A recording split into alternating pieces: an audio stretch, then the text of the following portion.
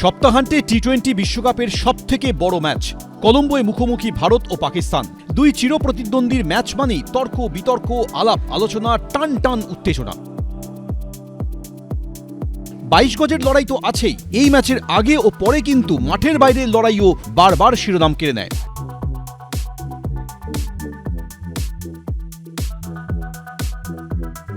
রবিবারের ম্যাচের আগে কিন্তু ইতিমধ্যেই মাঠের বাইরের লড়াই শুরু হয়ে গিয়েছে।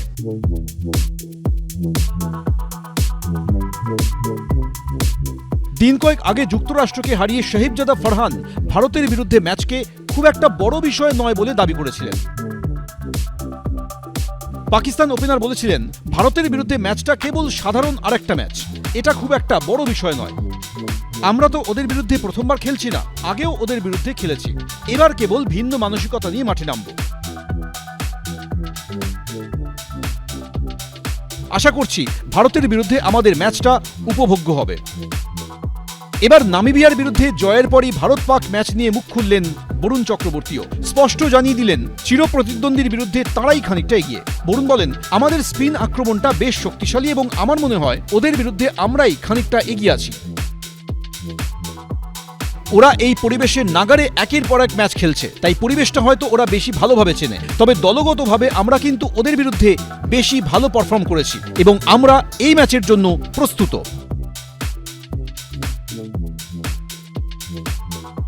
2021 সালের বিশ্বকাপে বরুণ চক্রবর্তী পাকিস্তানের বিরুদ্ধে খেললেও ম্যাচে প্রভাব ফেলতে ব্যর্থ হয়েছিলেন। তবে 5 বছরে অনেক কিছুই বদলেছে। আইসিসি র্যাঙ্কিং অনুযায়ী বর্তমানে তিনি বিশ্বের সেরা টি-20 বোলার।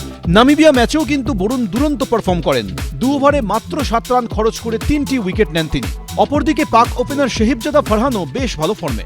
নেদারল্যান্ডসের বিরুদ্ধে 47 রানের ইনিংস খেলার পর দ্বিতীয় ম্যাচে যুক্তরাষ্ট্রের বিরুদ্ধে 73 রানের ইনিংস খেলেছিলেন তিনি। ভারত পাক ম্যাচের ভাগ্য নির্ধারণে বরুণ ও ফারহান দুজনের ব্যাট বলের লড়াইটা গুরুত্বপূর্ণ হতে চলেছে।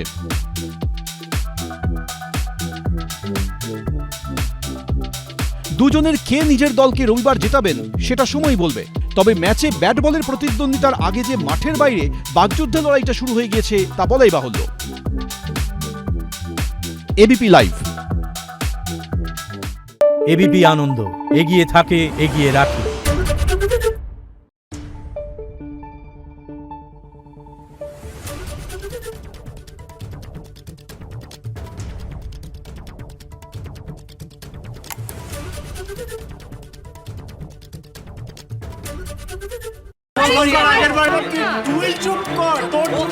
বাংলা ঝামেলা চায় না, বাংলা খবর চায়। বাংলা খবর, বাংলার খবর।